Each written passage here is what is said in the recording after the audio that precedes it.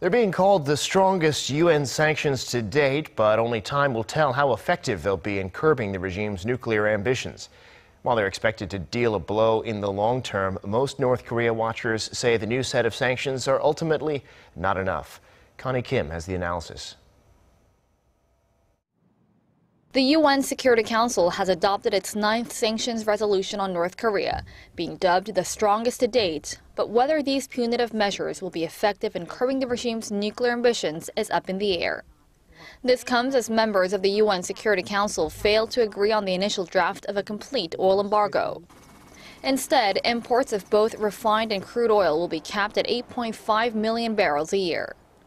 While it may be limited in terms of scale, experts say an oil cap on the north is a good starting point in maximizing pressure on the reclusive state.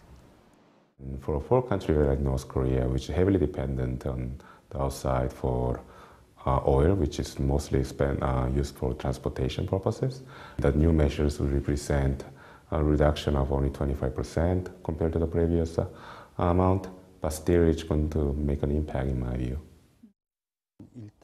This resolution has significance as it started slapping sanctions on its energy. It also sends a signal that the North's crude oil supplies could be cut even more on the heels of additional nuclear and missile tests. Paired with other sanctions, namely a ban on North Korea's textile exports and a ban on renewing North Korean laborers' overseas contracts, these measures are expected to deprive the regime from nearly $1 billion in annual revenues.